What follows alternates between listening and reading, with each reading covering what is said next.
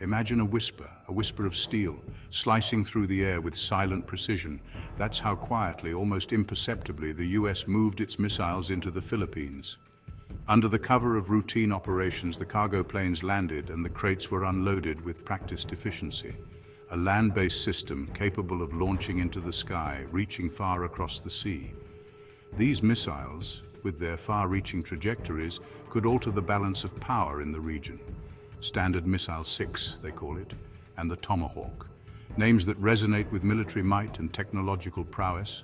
Names that echo with power, with the potential for destruction.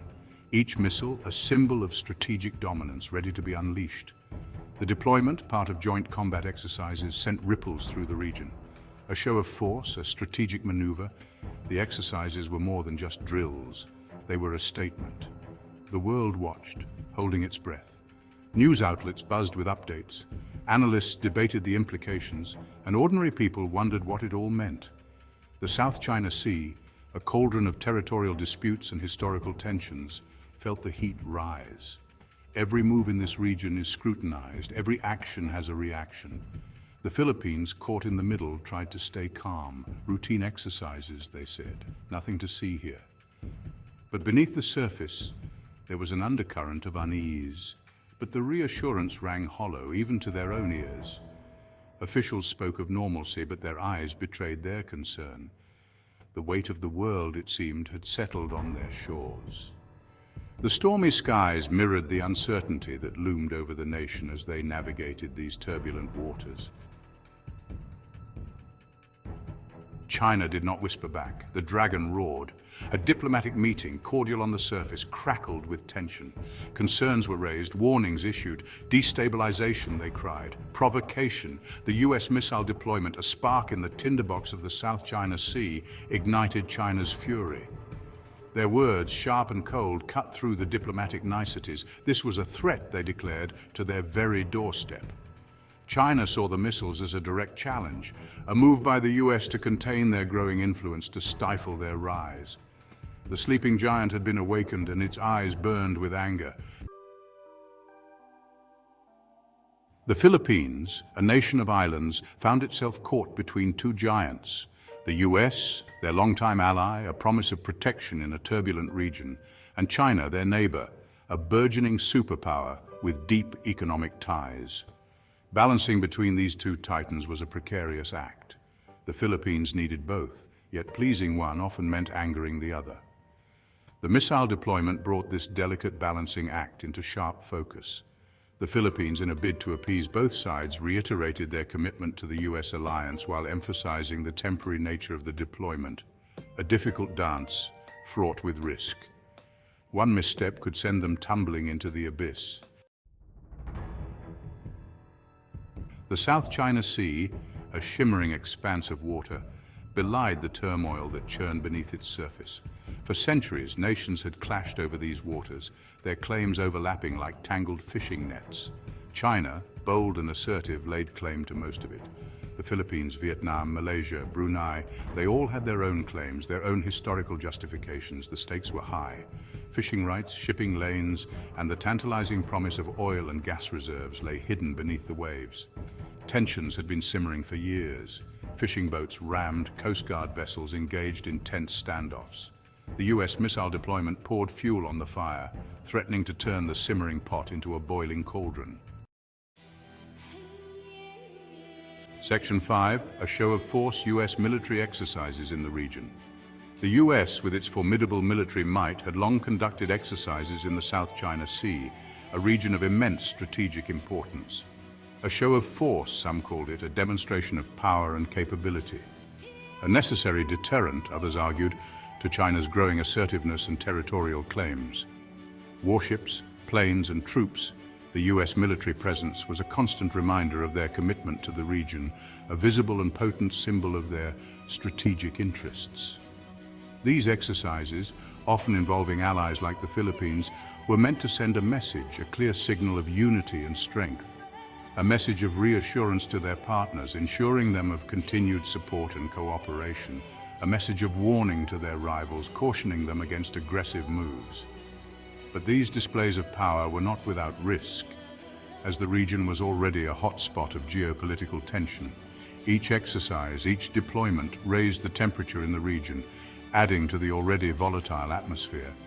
The potential for miscalculation, for an accident to spiral into conflict, loomed large, a constant shadow over these operations. Section 6.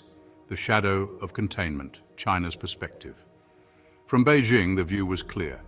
The US, they believed, was threatened by their rise. The US saw itself as the world's sole superpower, and China's growing economic and military might challenge that dominance. The US talk of a free and open Indo-Pacific, China argued, was a thinly veiled attempt to contain their influence. The missile deployment to the Philippines, in their eyes, was just the latest move in this strategy. China felt surrounded. US military bases dotted the region, from Japan to South Korea to Australia. The US was tightening the net, they believed, trying to suffocate their ambitions. Section 7. Regional Ramifications, the wider impact of the deployment. The US missile deployment sent shockwaves far beyond the shores of the Philippines. Countries across Southeast Asia watched nervously, assessing the potential impact on their own security calculations. Some saw the US move as a welcome show of support, a counterbalance to China's growing assertiveness. Others worried that it would only escalate tensions, making them pawns in a larger geopolitical game. The Association of Southeast Asian Nations, a regional bloc that includes many of the countries surrounding the South China Sea, found itself in a difficult position. Maintaining unity and a common front became even more challenging in the face of increasing US-China rivalry. Section 8. The stakes are raised, escalating tensions in the South China Sea. With each passing day, the stakes in the South China Sea grew higher. The region, rich in resources and strategic importance, became a focal point for global powers. The United States and China, locked in a strategic competition, viewed the region as a key battleground. Both nations increased their military presence, showcasing their naval and aerial might. Their rivalry played out on the waves, in the air, and in the halls of diplomacy. High-stakes meetings and tense negotiations became the norm as each side sought to assert its dominance. The risk of miscalculation, of an accident spiraling into conflict, increased with each military exercise, with each deployment. The potential for a small incident to escalate into a full-blown crisis was ever present. The world watched with bated breath, hoping that cooler heads would prevail. International observers and global leaders called for restraint and dialogue, fearing the consequences of a military clash. The South China Sea, once a distant concern for many, had become a potential flashpoint for global conflict.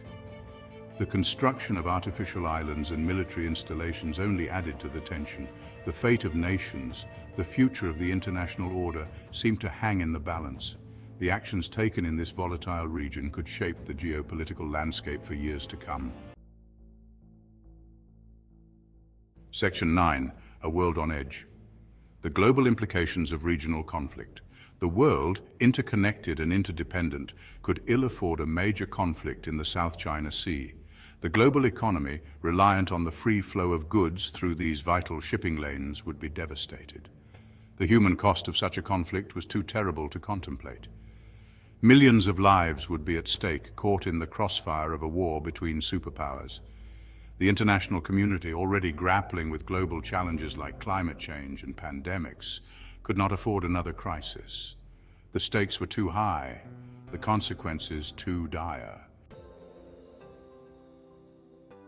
Section 10. Charting a course.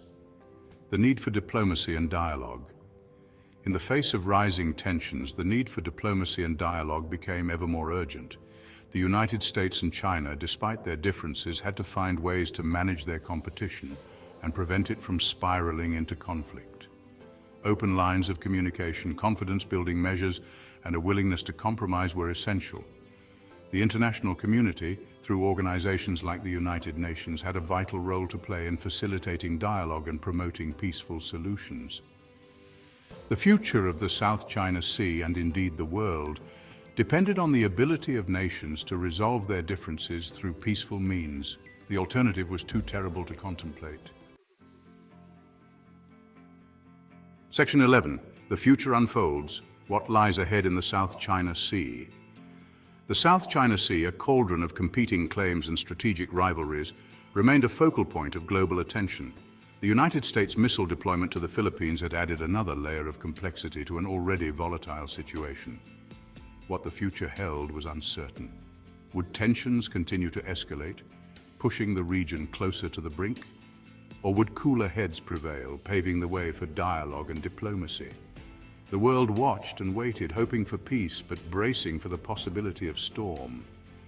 The fate of the South China Sea and perhaps the world hung in the balance.